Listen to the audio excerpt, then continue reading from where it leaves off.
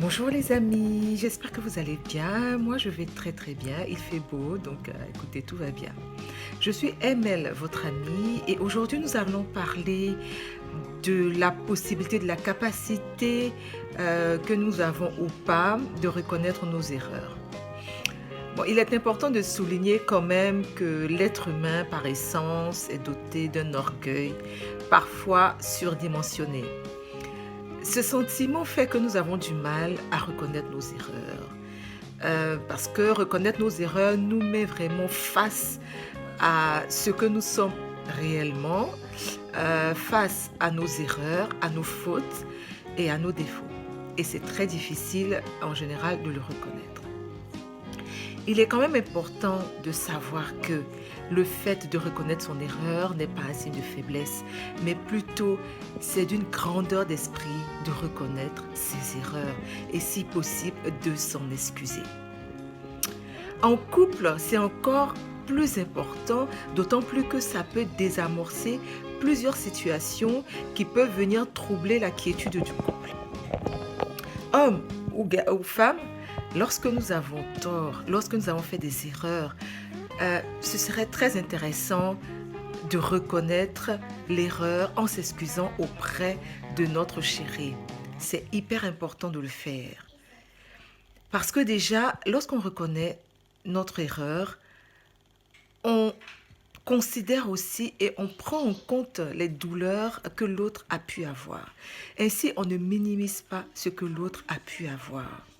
Mais ne pas reconnaître ses erreurs, l'autre est dans son coin, il y a des blessures qui sont créées et sans excuse, les blessures peuvent rester, s'agrandir et ça crée la plupart du temps des difficultés dans le couple par la suite.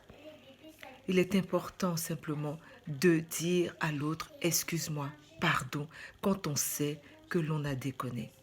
C'est important, non seulement pour vous, mais aussi pour l'autre. Il est aussi important de pouvoir s'excuser même quand on est en amitié. Il est important aussi de s'excuser auprès de nos enfants lorsqu'on a fait des erreurs. Ce n'est pas se rabaisser, mais c'est de permettre qu'il y ait à nouveau une relation cordiale avec l'autre. Si vous ne le faites pas, vous pouvez vous entraîner à le faire.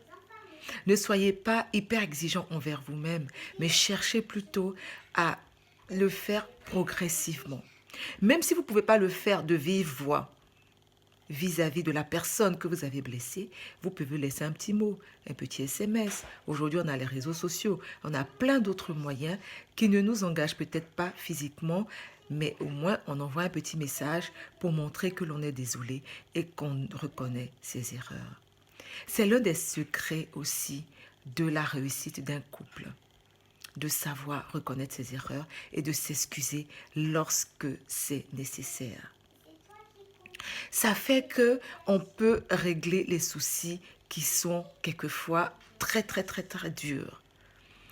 Il advient aussi quelquefois que j'entends ci et là, même quand on a tort, mieux vaut s'excuser. Ok, très bien. On va s'excuser, histoire de désamorcer la chose. Mais les blessures demeurent lorsque l'autre ne s'excuse jamais.